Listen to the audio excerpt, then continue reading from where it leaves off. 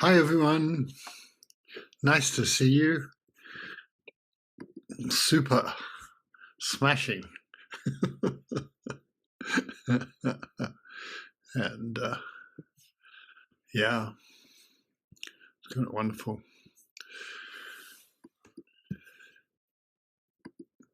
So, welcome.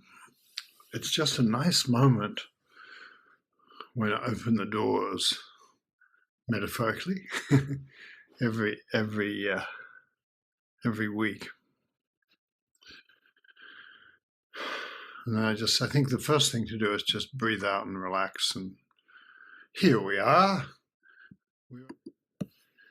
And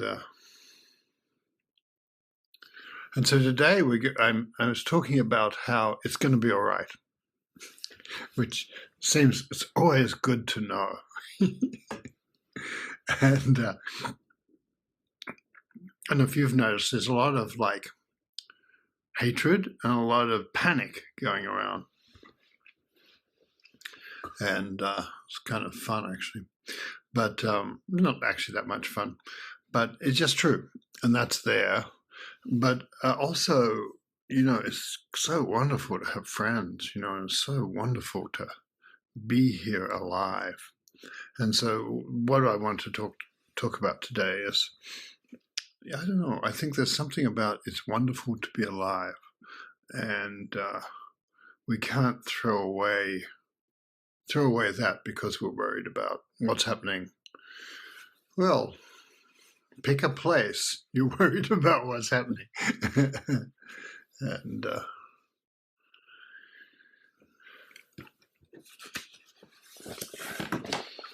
I have a couple of poems to read. I've been thinking a lot. I said, I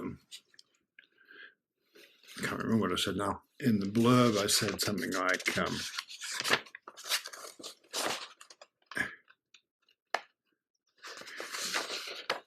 that I didn't keep on, but two ravens circle me and investigate, which they do, as you know. If you walk around a certain place, then the ravens will recognize you and they'll just check you out and wave a wing. Ravens circle me and investigate. It's going to be all right. Like everyone else, the ravens, the river otters, the worried people in Washington, you will be all right too. And then I said, we'll visit William Stafford, and it's going to be all right. So here's our visit to William Stafford. Here's this poem called It's All Right. Someone you trusted has treated you bad. Someone has used you to vent their ill temper. Did you expect anything different? Your work better than some others. This is the thing poets always think. Your work better than some others has languished, neglected. Or a job you tried was too hard and you failed. Maybe weather or bad luck spoiled what you did. That grudge held against you for years after you patched up has flared and you've lost a friend for a time. Things at home aren't so good. On the job, your spirits have sunk. But just when the worst bears down, you find a pretty bubble in your soup at noon. And outside at work, a bird says, hi. Slowly the sun creeps along the floor. It's coming your way. It touches your shoe. William Stafford is, he's the guy who said, allegedly, I didn't know him, I just missed knowing him, but allegedly he said, you should write a poem every day. He taught poetry workshops, and you can kind of tell his writing has that loose, spontaneous sort of quality, and you should write a poem every day. And somebody said, I couldn't possibly write a poem every day. And he said, lower your standards. So it's a great saying for meditation. I think people say, I can't meditate because just lower Bill Stafford says, lower your standards. So lower your standards. This is rather wonderful. and that sunlight comes towards your shoe. So I want to read a couple of other similar kind of things, I guess, in that vein. I think, well, there are moments of eternity, moments of infinity occur in life, and we've all noticed these. This is not anything I invented, or you invented, or anybody, Meister Eckhart invented, or Linji invented. It's just part of the nature of the beast, nature of consciousness. And there's some strange way in which when we stop and everything goes quiet, we notice we're fairly resistant to doing that. But if we do that, then there's a kind of vastness embraces us all. And people are close to us. People who are far away, and in a way they're free of our relationships are free of their entanglements, and I want this from you, and I want you to do that, and so on. And so that's a remarkable thing about it's going to be all right. So classic, what if there's not a problem, is a classic Zen thing. So what if there's not a problem? And some of these things are really spectacular. They're not a problem. But I'll just tell you that there's a great, the koan for today is, Lord knows where it is. The koan for today is a old Chinese person who became a master of it, was a sort of, I don't know, rather lost pilgrim. We've all had moments of being a lost pilgrim. So he was, Ling Yun was his name. And you're strolling along in the hills, and it's spring, but it rains on you and occasionally snows still and things like that, but it's a nice thing. You're strolling along in the hills, you become lost in your walking.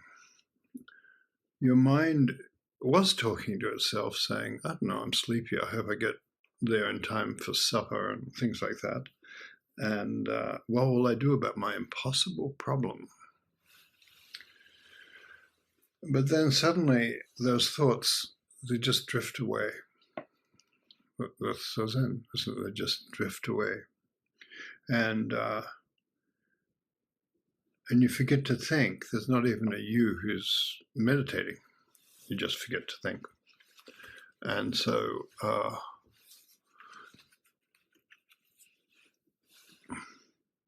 and then you come around a bend, and on the opposite side of the canyon, there's a peach tree in full blossom.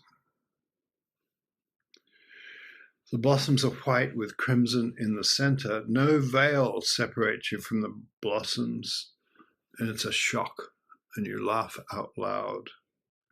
And suddenly the peach blossoms are you, and the peach tree, and the tree, the river, the birds, the sunlight, everything is peach blossoms. It's nice work when you can get it, everything is peach. Your problems are not problems and never were. That's part of what's funny about it. And then the pilgrim, whose name was Ling Yun. Yun means cloud. Ling is in this case. Ling Yun. For 30 years I searched for a master swordsman. How many times do the leaves fall and the branches burst into bud? But from the moment I saw the peach blossoms, I've had no doubts. So it's the shock of what's real wakes us up. And you're, in a way, at such a moment, we're meeting our own true nature. What it is to be human, the question is suddenly answered. And even if we didn't know we had it, and even if we objected to the question, which is easy to do, I just want to know about breakfast. I don't want to know about my question. It's still, the question is answered, and your own life becomes genuine. Centuries later, a Japanese poet in another country, in other words, called Keizan,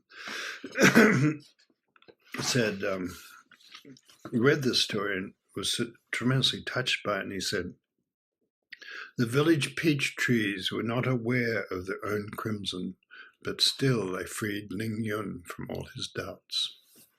We were all a nice thing. And and then I was reading, and so there are all these moments of the shock of what's really here, and it can happen, I don't know, it can happen when there's a disaster, the shock of what's really here changes everything. And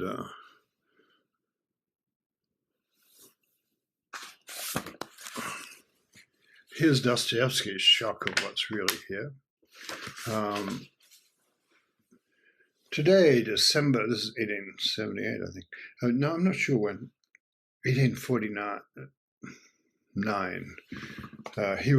Dostoevsky was arrested along with other members of a secret utopian society and sentenced to death. Famous story. The emperor, Nikolai I, changed the sentence but ordered the reprieve be announced only at the last minute. After 8 months in the Petropavlovsky fortress, the young writer was taken out to his execution. And he describes the event to his brother, Mikhail. Today, December 22, we were driven along Semyonovsky parade ground. There the death sentence was read to us. We were given the cross to kiss. Swords were broken over our heads. It's a nice touch. And our final toilet was arranged. We were given white shirts. Then 3 of us were set against the posts so the execution could be carried out. We were summoned in threes. Consequently, I was in the second group, and there was not more than a minute left to live. I remembered you, my brother, this is brother Mikhail, and all yours. At the last minute, you alone were in my mind. It was only then I realized how much I love you, my dearest brother. I also succeeded in embracing a couple of fellow prisoners, Pleshchiev and Durov, who were beside me, and bade farewell to them. Finally, the retreat was sounded. Those who had been tied to the posts were led back, and they read us that His Imperial Majesty granted us our lives. Thereupon followed the actual sentence. And this was this tremendous shock to him, being sentenced to die and not dying, as you can imagine. And with all the theater of the firing squad and everything being tied to the posts.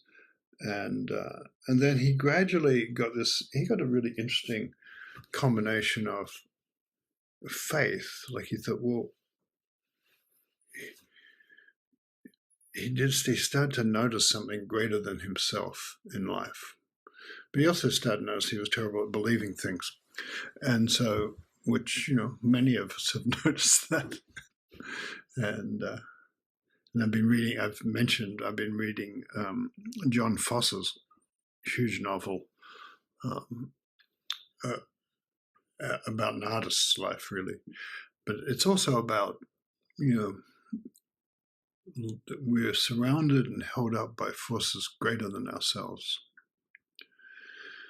And so I think that's what Zen does. We're surrounded by forces greater than ourselves. And so that the beneficial thing might be, I don't know if it's really true, but for many, the story about great Yun Men, one of the greatest Zen masters ever, was that his teacher threw him out because the teacher said, what are you here for?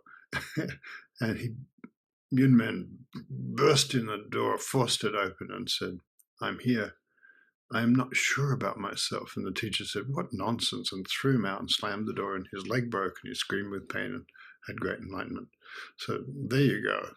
So, just goes to show, as people used to say in my childhood, that but there's the shock of life, the shock of reality is a big thing for us, and it doesn't have to be harsh. It can be, I don't know, like just seeing the peach blossoms, just like that, and I don't know, I wonder what the thing that touches you or touched you, or is, and there's a certain sort of, sometimes it's dark, the dark materials, but sometimes it's the shock of joy, like the peach blossoms. And peach blossoms figure big in Chinese culture. And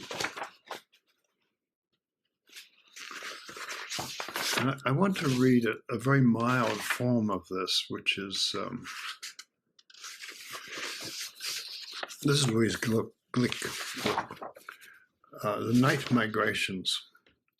This is the moment when you see again the red berries of the mountain ash, and in the dark sky the birds' night migrations. It grieves me to think the dead won't see them. These things we depend on, they disappear. What will the soul do for solace then? I tell myself maybe it won't need these pleasures anymore. Maybe just not being is simply enough. Hard as that is to imagine, maybe just not being is enough. Hard as that is to imagine. And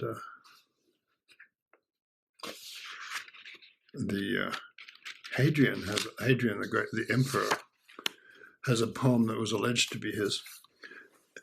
And he was a very literate commander, for an emperor. And he dear little fleeting little pleasing soul. And he realizes, he's not going to live forever and the soul is going to die.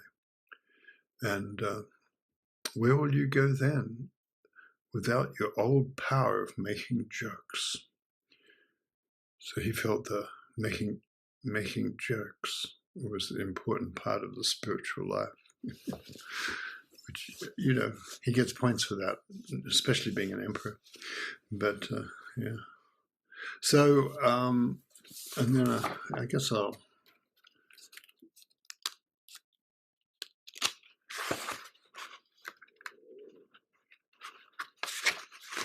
here's, there's a lot of nice things to be said. But I want to read, this is a Transtromer poem. And it's translated by Patty Crane, who happened to move next door to him and learned the language and started translating this great poem. Night travel. It's teeming under us. Trains depart. Hotel Astoria trembles. A glass of water by the bedside shines into the tunnels. He doesn't, shine. The glass of water by the bedside shines into the tunnels. He dreamed he was imprisoned on Svalbard, which is, this island right up in the Arctic Circle, an ancient prison. He dreamed he was imprisoned on Svalbard. The planet rumbled as it turned. Glittering eyes passed over the ice. The miracle's beauty, the beauty of the miracle's beauty existed. So that's, I think, when we see the peach blossoms, or the glass of water by the bedside shines into the tunnels. Such a loopy, here we are. It's such a loopy line, really, shines into the tunnels, and it's so beautiful and true. So there we are. what I'd like to do, I think, is I'd like to do a lot of things, but I'd like to ask you, what is your moment of plainness and thusness, like the peach blossoms were? Perhaps you can consider that. And meanwhile, we'll sit in the silence that allows those things to come to the fore, so that the miracle's beauty exists.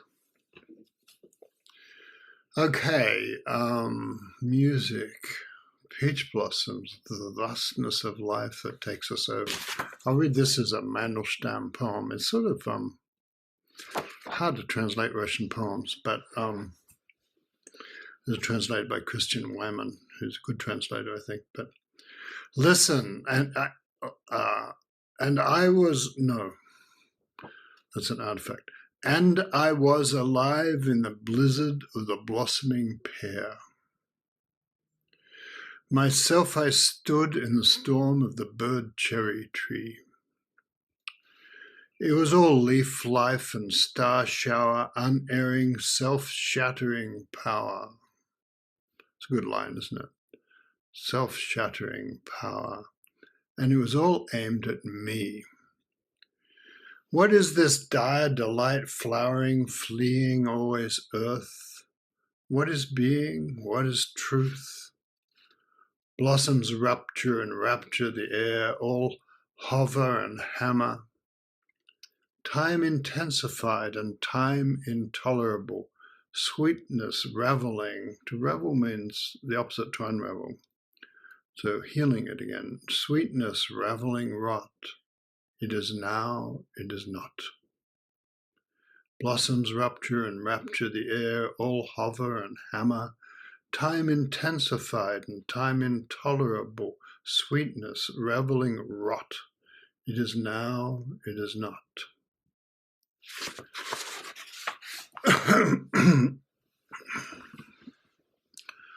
So there we have it. The blossoms. So Tess, you got anything you want to contribute? I like that line you just read. It was all aimed at me. When you were talking about shock, as we were sitting, I was thinking how much that is necessarily part of all those kinds of experiences. Like that, because whatever me is consumed with whatever else is going on is the very thing that's holding off that kind of shock. And that seems easy when the last couple of days I've had the shock of waking up really early, and one morning the moon was setting and bright yellow just over the hills as I was getting up, or the shock of the first robin call of the spring really early yesterday morning, and almost not being able to believe it, and the little cats not being able to believe it either. And we crack the windows even though it's very cold and just listen. And whatever part of me thinks there's something to worry about just suddenly forgets. And so there's the shock of, oh, right. But I was remembering a shock I had at LAX one time as I was coming to board a plane at, 11 p.m. or something. And the shock of this tech billboard right before you get in the line. And for some reason, it was just miraculous and beautiful and white and blue. And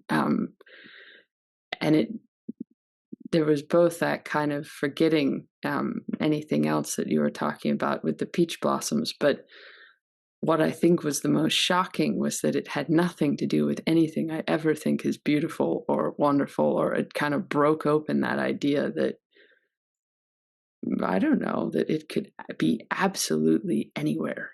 And the aimed at me part,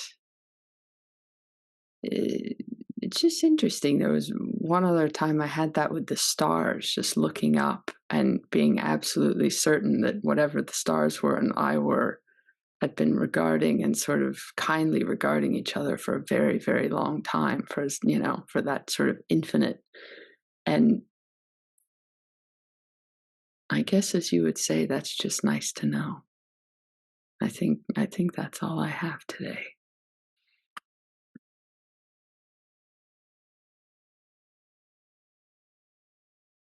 I said, got it. Nice to know, got it. Yeah, there's something tremendously noble and common about the fabric of the universe. And Mandelstam's poems are often hard, in my experience, hard in English, but that one's easy, and also it's completely worked up. You can tell that Wyman's really worked it up. But that sense of just disappearing into the blossoms, disappearing into the universe. The only instruction, I don't know, I think maybe the only instruction on mysticism I ever had as a child was my grandfather explaining how if you're on the deck, if you're an officer of the watch on the deck of the ship at night, and you should look up. and you look up into the stars, and then he that was his big experience for him. Yeah. And so encouraging, I think. Yeah. The stars themselves provide the universe.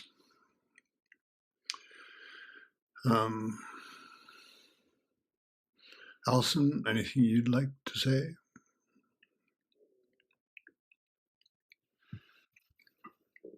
I was also struck by that line of "It's all aimed at me," and I keep thinking of William Stafford. How I've heard that what he would do every morning when he woke up, I think it might still be dark, and he'd, in a half awake state, he'd go and lie on the couch in his living room with a pencil and a notebook, and he'd just write down whatever came to him, whatever thoughts or feelings or images or memories, without thinking anything about it.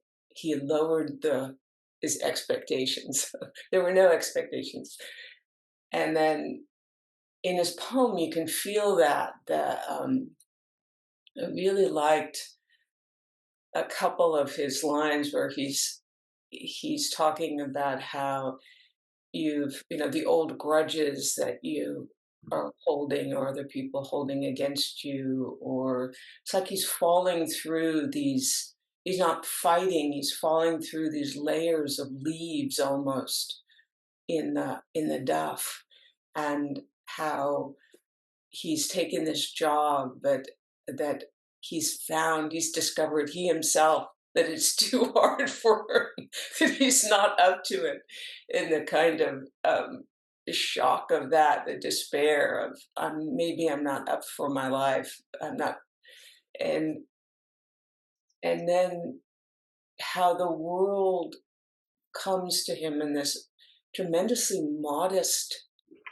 way, where it approaches in the sunlight towards his foot, and then he's fallen into, in a way, that's the stars, in the most intimate, just this little moment of light. And I was also thinking of an, a person I knew who was, he only had one daughter, and she was, at this point, she was in her 20s, and he's someone who was always caught with grudges against other people, and thinking that people had grudges against him who didn't. And he was had a tumultuous relationship with his daughter, and she had told him that she was not going to follow his good advice about college or some other thing.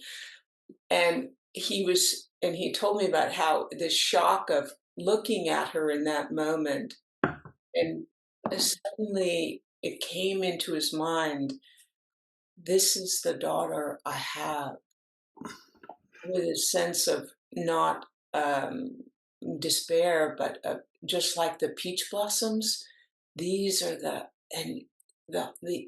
and any kind of disapproval fell away, and he felt nothing but this pure sense of intimacy and love for his daughter in that moment. So peach blossoms. Kids are great for that, aren't they? Which reminds me, sometimes I call on people and they're welcome to say no. Marie, how would you like to say anything? I'm thinking of that wonderful poem of yours about your daughter. Hi, John. Hi, everybody. So good to hear you all. John, I have to say that one of the sounds that brings me great comfort during these sessions is the sound of you moving papers around because I never know what you're going to pull up. It could be William Stafford, it could be Mandelstam, and it's just something marvelous about the sound of that. It brings me a really great pleasure, great joy, I should say, delight. And Chris Wyman did work up that poem. It sounds like Hopkins, just had to say. It does, doesn't it? Is it wonderful? Yeah. Yeah, suddenly. But it's beautiful, and now I have to find that translation. I'm in New York City, and spring is coming slowly to New York, and I woke up in absolute despair yesterday because of the world and because of my own life, disapproving of my own life for a couple of hours. And I'm thinking of friendship and blossoms. And a friend has been away all winter, and she came back, and we met, and we walked through the city arm in arm for 4 hours. So we went way down to the Lower East Side and then through, and it's the weekend before St. Patrick's Day, so there were huge gangs of roaming, drunken young people moving through the city. Many, many young men, everybody wearing green, really shouting and together and celebrating the way they do. And we just sort of wove through them, talking and looking and stopping to talk to people and ask them questions. And then suddenly there were these tulips there at a corner deli, and they were as big as my hand. They were huge red tulips. And I said, Vic, we got to look into these. And we just gazed into, she and her tulip and I and mine, mine, hers, into the face of the tulip, and it was absolute joy.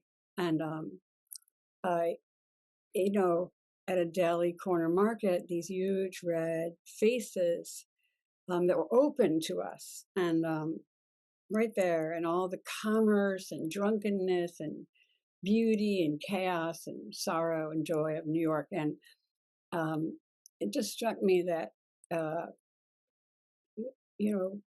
Thomas Merton said that, wrote somewhere that when you feel as if you've done something wrong, let's say the old word would have been sin, if you were in a state of sin, or if you were in a state of, so no one should punish themselves. You should go and look into the faces of flowers or listen to music, or, because it's so restorative. It just, first, we're not there for a little while, just the tulip was there. And like you said, Allison, nothing in me wanted that tulip to be any different from what it was. But I seem to want a lot of other people to be a little bit different from the way they are when I'm out of sorts, It was just amazing. It was so beautiful. It's still with me, that tulip. Will be with me forever now. And that's a moment of eternity, really. Now it's with us. It gets passed on. Bill Porter was on John Joseph's Luminaries program a little while ago, and I said something about how he had all these Taoist things around him. And he said, and friends, enlightened poetry and whatever, wine, whatever, and friends. And I thought, that's it. walking arm in arm through New York. Yes. And that's the dream magic of life. Yeah. Thank you, Marie. Those are moments when we're touched by the universe, even harshly touched. Those moments are really what we're here for. To see the blossoms, to feel the blossoms in our hearts, to feel the children in our hearts, to feel that everything escapes our plans.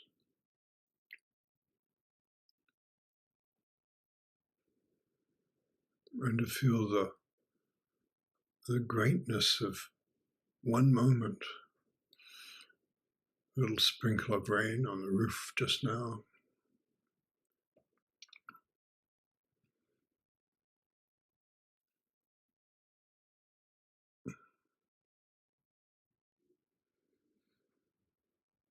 The blossoms strung out like lights.